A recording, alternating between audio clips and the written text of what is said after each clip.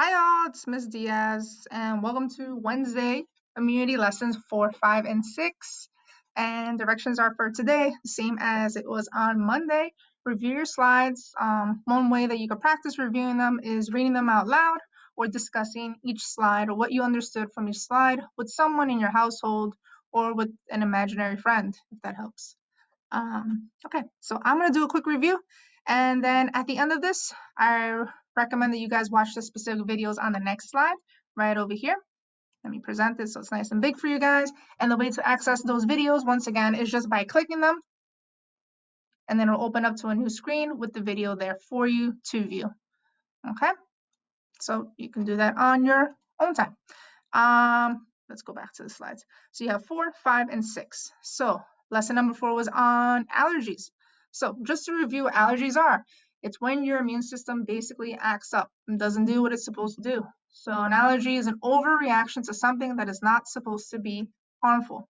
For example, I know certain people that are allergic to shrimp, unfortunately. So they're not able to have shrimp. Shrimp is not supposed to be harmful. It's not a pathogen. It's not a bacteria, virus, parasite, or fungi.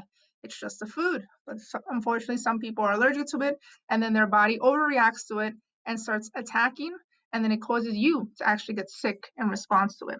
Another big one is that people are allergic to pollen, like myself.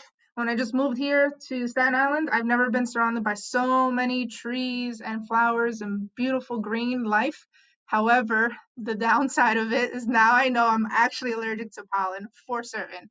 So I have to take Zyrtec every morning to make sure that my immune system doesn't overreact to something that's not supposed to be harmful. Okay. All right. So some things that you can see symptoms are rashes, itching, runny nose, itchy eyes, headaches, and vomiting if it's extreme. And triggers are all of the above over here. So it could be a couple of things: dust, medication, stress, animals. I know a lot of people are allergic to dog or cats. So those all can be triggers, meaning that they start off the allergy reaction. Right, antibiotics, lesson number 5. So antibiotics are a medicine that you take after getting sick with a pathogen caused by a bacteria. So I'm going to repeat that again. Antibiotics are only used to treat bacteria or bacterial infections, nothing else. Okay. The thing about antibiotics is that they thought it was the miracle drug when it was first invented because it was a cure-all for a lot of infections that were killing people back in the day. And when I say back in the day, I'm saying like 1920s, 1910s, 1900s. Back then, people were just dying of bacterial infections. Once they came out with antibiotics, people were like, wow, all of these diseases are going away. And make sure I get rid of that glare for you guys. And they thought that people wouldn't be getting sick from infectious diseases. However, people started to realize that you can abuse or not take antibiotics the right way, meaning if you don't follow doctor's orders, then your body can become resistant, meaning you can make bacteria that's going to fight against the antibiotics, and then the antibiotics don't work.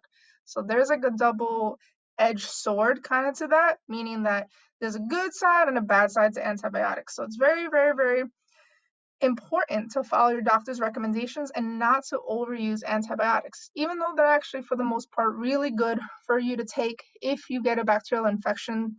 For the most part, if you're a healthy individual and you take them the right way, they'll help you fight it off. All right. So let's go to the next one, organ transplants. So organ transplants are really another great miracle of the modern world in science. If, God forbid, your kidney messes up, you are able to get a donated kidney from another person. We have 2 kidneys, so that's another good thing to have in your body. If you're healthy, let's say your mom, your grandmother, your cousin, whoever is related to you has matching cells or most similar cells to you, you can actually donate one of your healthy kidneys to them. Now, this is a huge thing to take part of because obviously, giving up one of your organs is like kind of like giving away some part of you in your life. But it's a great way and great science innovation that we've come up in the last 50 years that's really helped people who've had these diseases to their organs continue living. One way to avoid your body from rejecting these transplanted organs is by taking immunosuppressant drugs.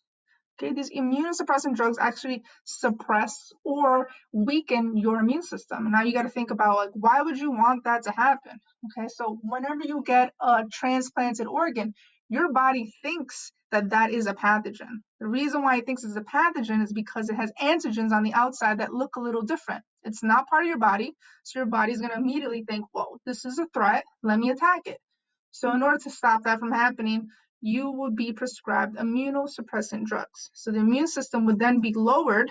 It won't be as reactive or strong as before. This way, your body can actually invite the new organ as its own. Okay?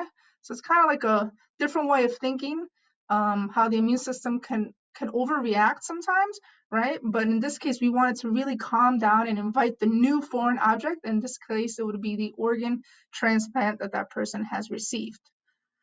All right, I think I am done with all the three lessons here. I feel like I want to do like a question to make sure you guys seen the video.